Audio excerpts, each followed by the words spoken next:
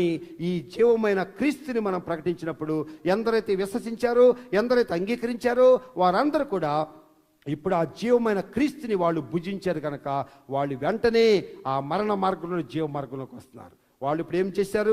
వాళ్ళు యేసుక్రీస్తు మరణంలోను, పాతి పెట్టడంలోను, పునరుత్థానంలోను వాళ్ళు పాలు పొందుతున్నారు. అలాగే యేసుక్రీస్తుని తమ రక్షకుడుగా, ప్రభువుగా వాళ్ళు స్వీకరిస్తున్నారు. అక్కడితో వాళ్ళు మరణములోండి జీవములోకి యేసుక్రీస్తు ద్వారా దాటిపోతున్నారు. స్తోత్రం, హల్లెలూయా, హల్లెలూయా. చూడండి, వెళ్తున్నారు, చూడండి, అందరూ అక్కడ చూడండి ఒకసారి స్క్రీన్లో చూడు. కింద మరణ మార్గంలో ఉన్నటువంటి వ్యక్తి ఇప్పుడు మరణ మార్గంలోండి జీవ మార్గంలోకి ప్రయాణం చేస్తున్నారు. హల్లెలూయా, స్తోత్రం. మరణం పోయింది అక్కడితో. ఎందుకు? సిలువలో మరణం యొక్క బలము గలవడం అపవాది నశింప చేయబడ్డాడు. మరణము నిరార్థకం చేయబడి అక్కడి జీవమును, అక్షయతను సువార్త వలన వెలుగులోకి తెచ్చాను యేసయ్యా. సిలువ దగ్గరికి వచ్చినాక మరణం కాదు, మొత్తం మరణం దిగిపోద్ది, జీవం మీలో నిండిపోద్ది. ఇంకా హల్లెలూయా, స్తోత్రం. ఇదే సిలువ సువార్త. మరణ మార్గంలో వెళ్తున్న వ్యక్తికి అదే దారిలో ఉంచి నీకు అవి దొరికితే ఇవి దొరికితే ఎన్ని దొరికినా ఆయన అక్కడే ఉంటాడు. అందుకే ఇక్కడ రావాలి. ఈ దారి తప్ప వేరే దారి లేదు. ఇక ఏదైనా తోటలో ఉన్న మనుషుడైనా దైవ సంకల్పం నెరవేర్పు పొందాలంటే జీవరక్ష ఫలమే భుజించాలి. ఇప్పుడు మరణ మార్గంలో ప్రయాణిస్తున్న ఏ మనిషి అయినా మళ్ళీ జీవ మార్గంలో రావాలంటే జీవమని యేసుక్రీస్తుని అంగీకరించాలి. ఎందుకు అంగీకరిస్తున్నావు? యేసై నాకేదో ఇస్తాడని కాదు, యేసై తింటేనే నేను అందులోకి వెళ్ళగలుగుతాను, కానీ లేకపోతే వెళ్ళలేను. కాబట్టి సచ్చినా నాకు ఈయనే తినాలని తింటున్నాను నేను. ఇంకా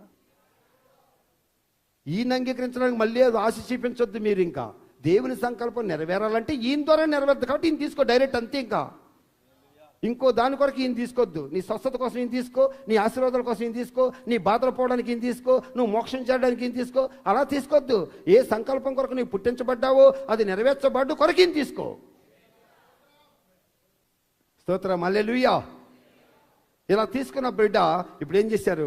అక్కడ నుండి అతడు యేసుక్రీస్తు ద్వారా ఇప్పుడు అతడు ప్రయాణించి ఆయన భుజించడం వల్ల మరణ మార్గం నుండి ఇప్పుడు జీవ మార్గంలోకి వచ్చారు. అలాగే మీరు అందరూ ఎంతమంది ఇప్పుడు యేసుక్రీస్తు రక్షకుడు ప్రభువుకి అంగీకరించి నిజంగానే మరణములో, పాతి పెట్టడంలో, పునరుత్థానంలో ఐక్యం చదవడానికి బాధ్యతను తీసుకుని యేసుక్రీస్తు యొక్క జీవాన్ని పొంది ఆయన రక్షకుడుగా ప్రభువుకి అంగీకరించి ఈరోజు నిజంగా జీవమైన యేసుని ఎందరైతే పొందారో వాళ్ళందరూ ఇప్పుడు మీరు మరణ మార్గంలో లేరు, పైనున్న జీవ మార్గంలోకి మీరు వచ్చారు.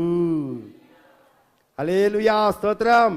ఇదే మూర్ఖులకు ఈ తరము నుండి వేరే రక్షణ పొందుడంటే మరణ మార్గం నుండి వేరైపోయి జీవ మార్గంలోకి రా. లోకంలో ఉన్నదంతా మరణ మార్గం, అందుకే దానికి మనకి సంబంధాలు లేవు. అందుకే ఇప్పుడు ఈ జీవ మార్గంలోకి వచ్చాం. అలా యేసుక్రీస్తు ద్వారా ఆ పైకి వచ్చినప్పుడు అది పైన ఒక చర్చ్ కనిపిస్తుందా? ఆ దేవుని సంఘము. ఇలాగ మనందరినీ యేసయ్య తన సంఘంలో తీసుకొచ్చారండి. హల్లెలూయా, స్తోత్రం. చూసారా, మన పితరులు మరణం పొలాన్ని తిని అందులోకి వెళ్ళిపోతే ఇప్పుడు జీవమైన యేసయ్యని మనం భుజించి ఇప్పుడు మనం ఆయన సంఘంలోకి చేర్చబడి ఉన్నాం.